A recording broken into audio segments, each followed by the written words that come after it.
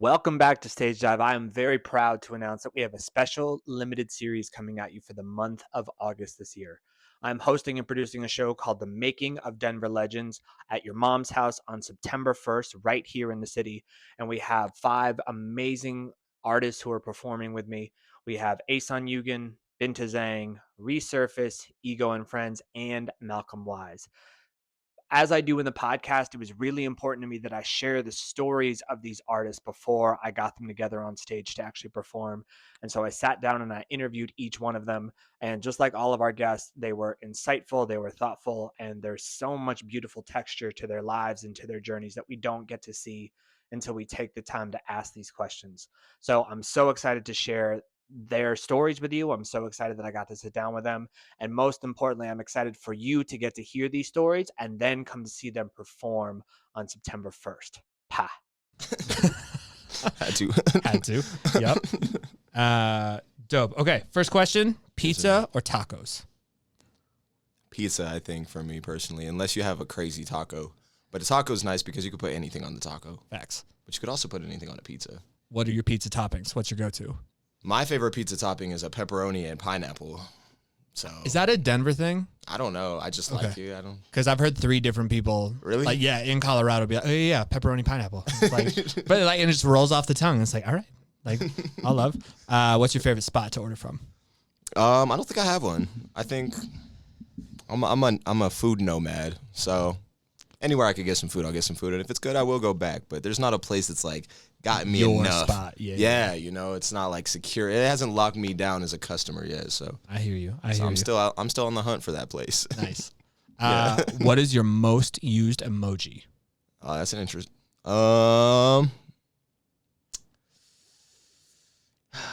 It's got to be probably like the eyebrow one. The you know what I mean? The single eyebrow. You know what I'm talking about. I think it's probably that or the prayer hands. You know, because you gotta stay centered. You gotta bless the people with your emojis. Gratitude, of course. Yeah. 100%. What's a movie you could watch 1,000 times and never get sick of? A movie I could watch that many times. It's got to be a long one. Most likely, maybe like Avatar is really good. I really enjoyed Everything Everywhere All at Once. Yep. Also, really enjoyed documentaries in general. So like, but a movie, probably one of those. I just recently watched Titanic again, and that's a crazy movie. So who knows? You know, probably something like that though. Do you have a favorite documentary?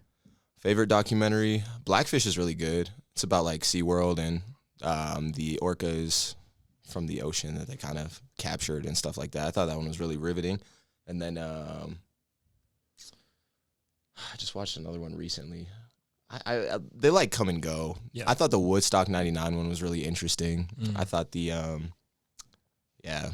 some like con ones too, like the concepts of people conning like big organizations or like countries out of money or people out of money is really interesting to me too. So yeah. Did you watch the shit about the Fire Festival?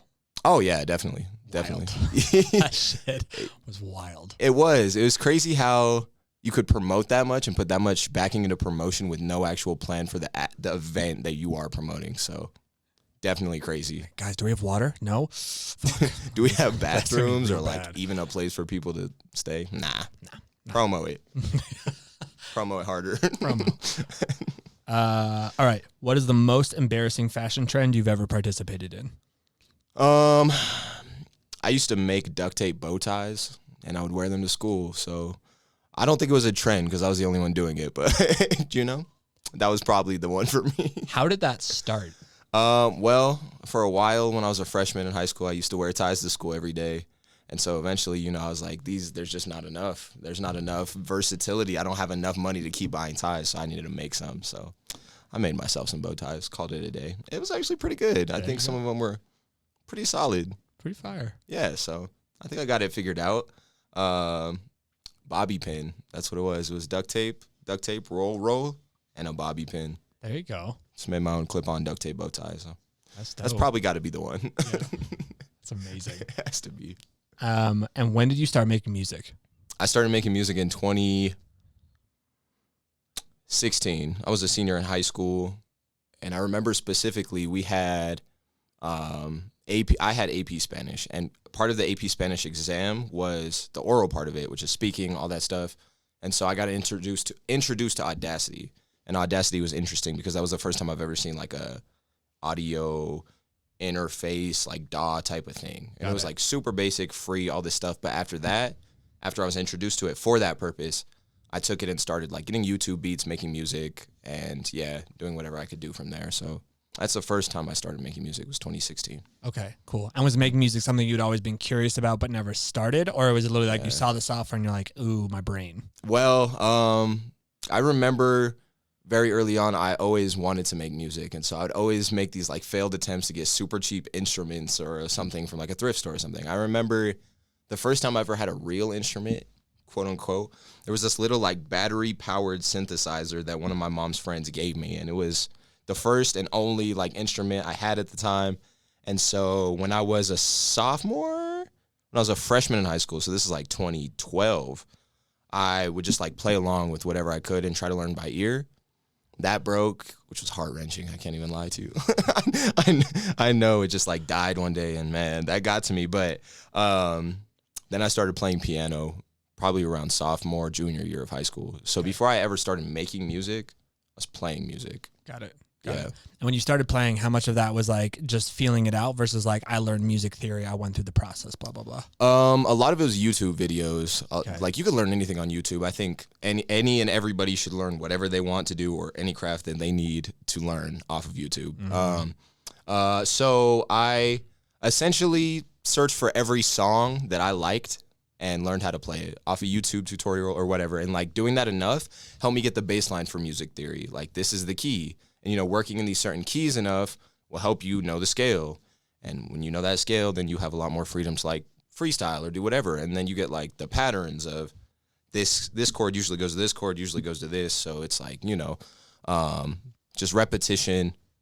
And then that type of thing really got me into music theory as well. But I was kind of like self-taught for a while. And then playing by ear was really good too. And I eventually learned, at first it was piano, but then it was guitar too. So also translating that between multiple instruments helped a lot. Super cool. Yeah.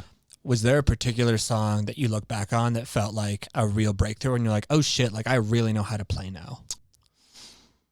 Probably something a little more complex, but I enjoyed the complex stuff that wasn't like classical music because I think that, you know, traditionally, a lot of people, like musicians learning an instrument, like piano specifically, kind of base it off of like classics they could play or, you know, because, you know, it's just one of those instruments that has so many standalone, old school, like Renaissance era classic things that still live on to this day. But like, if there was one song, there's a point where I could play like Bohemian Rhapsody, which was interesting because there were so many challenging chords. And it changes so much through the song. Yeah, exactly. And so much of the song moves and is different and all this stuff. So like when I could play that, and it's so long too. So it's like knowing a song that long that changes that much, has that much variation. I did feel accomplished when I like that's the first one for some reason that comes to mind, which is weird because that's one I didn't even like play that much, but when you asked that, that's what had to be that one. Super cool. Had to be that one. So I think you said 2016, senior year of high school. Yeah. That's when you started making music. So it's now 2023. You've had 7 years. Like, how have you evolved as an artist from 2016 to now? Well, it's actually interesting because just yesterday we were talking about SoundCloud a little bit, and that's where I started. So Audacity, that happened. I learned about it through Spanish, learned how to use it, like a little bit of the mixing features, like at least an EQ and, you know, like some reverb, whatever. Yeah, just SoundCloud started everything off. And I just used to take YouTube beats, mix them to the best of my abilities, but I had a place to record. So like, that's all I needed was a way to record myself. Yep. But yeah, looking back on those times, I'm happy that I had that baseline. And I'm happy I had that knowledge and that desire to learn more about making music for myself. Yes. Because that led to getting, you know, FL Studios, getting a DAW, getting a whole like studio setup, all these things that I needed, and becoming an engineer for myself. And so once that happened, you could practice as much as you want, you know, as long as you have the equipment.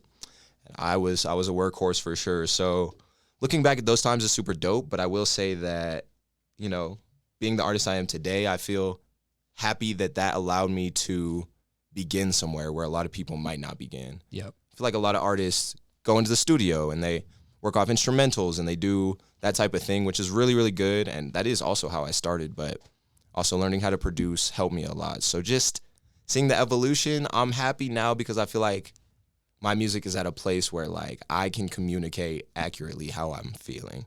And that's through the production of the song. That's through the mix of the song and the engineering of the song, as well as the lyricism of the song. So like when I dropped my last album, Lost and Found, it was 2022.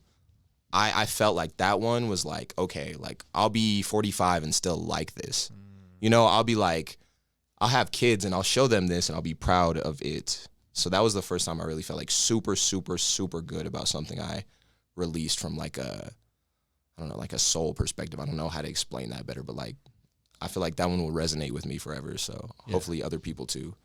So no, that makes total sense. When you're starting to work on a song, where do you start? Do you start lyrics? Do you start production? Do you start reference? I start production. Sometimes there will be like some really good beats that I just find, or like they'll be in the email or whatever the case may be, and that's nice. But I like to start with production, and I usually start with, most recently, samples. Like chopping samples has been really good for me. Okay. And I've enjoyed that a lot, and that's always been like the production style I like. Okay. 808s, samples, fusion of like old school sounding stuff with trap, hard hitting drums and things with like a good message too, in a way. Yeah. Or whatever message like matches the tone of the instrumentals. Yeah. They're usually the beat though. Yeah. Very cool. Yeah. Changing gears a tiny bit. So like I've seen you perform a couple times. Yeah. Like you have this crazy energy on stage. Like it looks like you are almost about to jump out of your own skin when you are performing, and you're just like so fucking hyped. Like have you always been just like a hyper person like that, because like you're pretty calm right now, and like this person is not the same person who's on stage. Yeah. Like, was that something you developed? Was that something that just showed up when you got on stage? Like, where did that person come from? I do feel like you are right, and you're definitely not the first person who's told me that I'm not really like the same person in my walking life as I am on stage. So, hearing that a lot, it just makes me think. I think that I started doing theater when I was really young, like 3rd grade. Okay. I was doing theater and like Shakespeare. We were always going to like Shakespeare Festival, and we're always putting on plays throughout the year, which is really cool because I feel like a lot of kids at that age don't get to do that. I went to a school in Montbello, and they had a good theater program, and that was really cool. And I continued that through middle school, high school, even ending my senior year with like a musical, which was interesting because I'd never done that.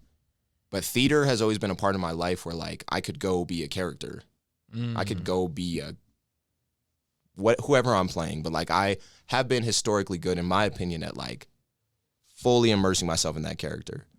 I don't feel like the stage version of myself is a character as much as it is an authentic version of myself that I don't usually get to show. Because I do try to stay like more even keel in life and stuff like that. So I feel like it's just the one place where I can be authentically who I am without any kind of fear of judgment. And then like if somebody doesn't like it, I don't care. You know, it's just like the place where I could be myself. So yeah, being on stage is like a different type of energy for me because I struggle to be myself sometimes. So being on stage just eradicates all of that. Yeah, you with the volume turned up. Yeah. Yeah, 100%. Exactly. That's super dope. If you're willing, like, not why, but like, what is your experience like when it feels hard to just show up as yourself? I feel like it's just it's just growing up like in the world, you know?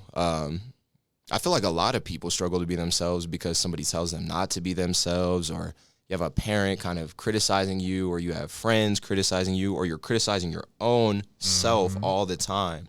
And like this image of yourself that you want to portray to the public.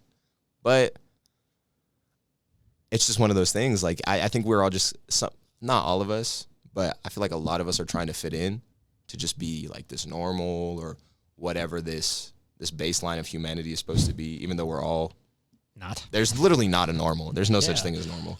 So, yeah, I just think that when we're younger And kind of in high school and like in a culture that's more tight knit, but also so big, like schools in general, we're always trying to fit into something or like a trend or like a, you know, there's things that go around schools that are cool and you want to be a part of it. And there's like the fear of missing out, all this stuff.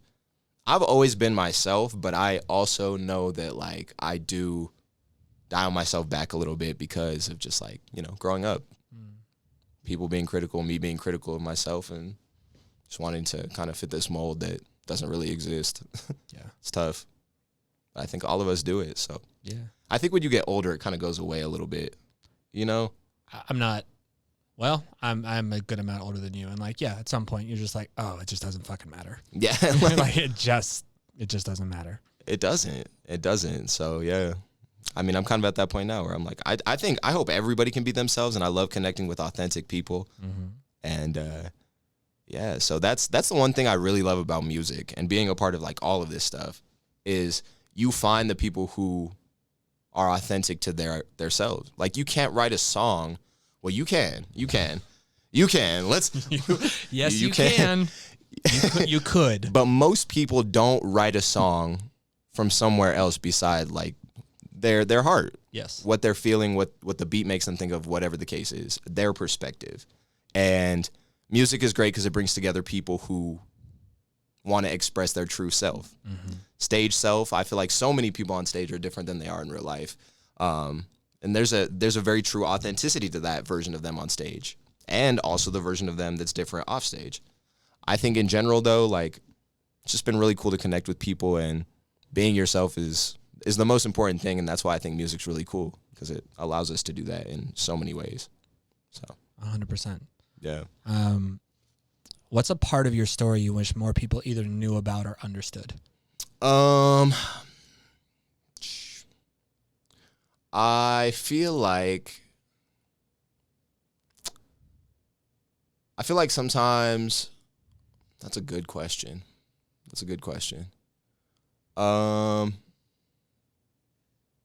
That is that's a banger for sure. Getting not even my story, but like in general, but I do feel like it pertains to me. Getting to know yourself is a long struggle of dealing with a bunch of shit, like a bunch of bad shit, a bunch of good shit, like just life in general. And sometimes those days like really, really suck. Sometimes those days are just like unbearable, to be honest, emotionally, but like you can get through it. And I think that for me, at least, a lot of people meet me and they think I'm like a good energy and I bring good energy. And I hope that you guys feel the same way. But there's like a lot of depression behind the scenes and stuff. But I do think I'm getting a little bit better. And I think that I hope that one day like I could talk to people who are maybe going through some stuff like that, because life hasn't always been easy for me. So I think it would be really cool to use art in general to help other people who are feeling that type of way. And so, yeah, just struggling with some sadness sometimes is kind of the thing I feel like most people don't know about me. Yeah. At least on first, like, meeting. So and again, particularly if they see you on stage when you were just like fucking bouncing off the walls and just like so hype. Yeah. It's like it feels like two different sides. I honor that this is a tricky question. Like when you're feeling low, when you're feeling sad, what does support look like? It's become a lot more self-support, which is good, but also like leaning into people. If there's people who make you feel good and you're having a bad day, like historically I'll just isolate myself and try to figure it out and work through it. I don't want to spread bad energy, but sometimes like getting out of that is going to hang out with people even when you don't want to, like in that moment, and then just having a different energy afterwards, or just taking care of yourself, doing little things that seem so hard when you're just feeling the stress and like sadness. But in reality, once you start, they're a lot easier to keep doing than you think they are. So just little things like going outside. I love to play basketball, and every time I'm depressed, I go play basketball. I'm like significantly less depressed afterwards. Friends are really big. Music is the biggest thing in my life for sure, though. Getting to express that emotion, whether it's happy, sad, energetic, whatever it is, because I feel a lot of different emotions, a lot of different days. I'm very, I would say I don't want to say unstable, but like inconsistent with like emotions. So Yeah. trying to bring a consistency to life is probably like helping with that, I would say. Cool. You know? Yeah. When you allow yourself to step more into a dream of like where this all could go, what you want it to turn into, and like the qualifier for everyone is like, it's not a given, but like we'd all love to play big venues and have tons of money and get to basically do whatever the fuck we want every day for sure. Heck yeah. But when you actually see it in your mind, like what are you seeing? Like who's around? Where are you? Like what's really happening if that dream starts to come true? I just want to spread the energy that I do feel like I know is inside of myself. So like I want to be somebody who impacts other people's moods. That's pretty much it. Like, I don't want to be famous. I don't want to be rich. Well, I mean, being rich would be nice, you know, not having to worry about that. But being able to impact somebody else's day, they come and see you and they leave feeling a different way. That's the biggest thing. Talking to people, changing like their mind, having a conversation with them about life. That is definitely what I would hope to be able to do and change my life and my friends' lives. Like, honestly, I want my life to change so I could give it back to people who have made me feel better about my existence in general. So that'd probably be it. Cool. Yeah. I love that. What are you really loving about the music scene or the hip hop scene more specifically in Denver? I love how I'm starting to see people at certain events that I didn't expect to be there. Like R&B Fest was recently. I saw you there. I saw Zeno there from A1. I saw all the people from A1 who I like really fuck with. I saw like so many people just coming together at that event from so many different facets of like the Denver community. And it was so cool to see that because I also saw it at the AWOL show a little bit. But starting to see all of these communities coming together and linking up in this way where it's just like such good energy. It's not even about everybody coming together, but it's about like when we come together, it's so dope. We were outside, I remember, outside of your mom's house, which is where the show is at, on the 1st, by the way. The 1st? Yeah. Yeah. First. Anyway, I remember we were outside and there was like 35, 40 people out there and everybody was like smoking or talking or whatever. And there were so many people in the venue and it was just like this is where I want to this is where my soul wants to be. Like I like it here fully. I don't wish I was anywhere else. I like it here so much. And so it was just really cool. I like that. So I'm hoping that we could just do more of that. I'm hoping the show on the 1st is like that. Hell yeah. Yeah. Is there anyone in the Denver scene that you haven't collaborated with yet that you would like to? Yeah, but that's a question I can't really answer because it's so many people. It's so many people. Even the people I have collaborated with, I just want to make more shit with. It's like never ending. I want to just keep working with people. Yeah. That's the coolest part of this because for a long time I was in my room like getting busy on my computer by myself for a really long time. And now, like, I feel like I'm at a point where I have a lot of friends who make music, and that means more to me than anything else, like having some community with it. So everybody, I want to work with everybody, as long as they're good. As long as they're good. There's a lot of shit out there. We don't want to work with this shit. You know? But if you're dope, ReSrface will work with you. That is a fact. Yep. That's perfect. Sweet. Last question for here. Okay. Like anything recently that's been on your heart, on your mind, just like some shit you felt bubbling up that you just want a space to share, to tell the world.